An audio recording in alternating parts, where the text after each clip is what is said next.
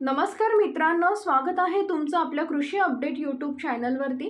राज्यात पुन्हा एकदा अवकाळी पावसासह गारपीट होण्याचा इशारा हवामान खात्याने दिलेला आहे। कोणत्या परिसरामध्ये पावसाचा इशारा देण्यात आलेला आहे, संपूर्ण माहिती पाहण्यापूर्वी आपल्या कृषी अपडेट यूट्यूब चॅनलला सबस्क्राइब करून शेजारील बेल आयकॉन प्रेस करा।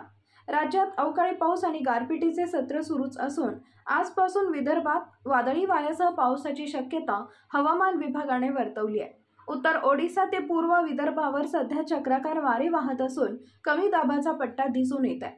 दिनांक 17 व 18 दरम्यान विदर्भात तुरळक ठिकाणी गारपीट होण्याची शक्यता संभवते, असं हवामान विभागाने सविस्तर अंदाजात नोंदवलं आहे।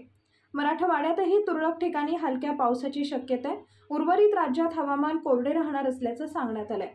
विदर्भात कमाल तापमान हे सामान्य तापमानापेक्षा 2 ते 4 अंशांनी चढे राहणार असून पुढील 3 ते 4 दिवस तापमानात फारसा फरक जाणवणार नाही। दरम्यान आज दिनांक 16 मार्च रोजी विदर्भातील 5 जिल्ह्यांना हवामान विभागाकडून येलो अलर्ट देण्यात आला आहे। उद्या व परवा 17-18 मार्च रोजी पावसाची तीव्रता अधिक राहणार आहे। यापुढील हवामान अंदाज पाहण्यासाठी चॅनलला सबस्क्राइब करा। धन्यवाद।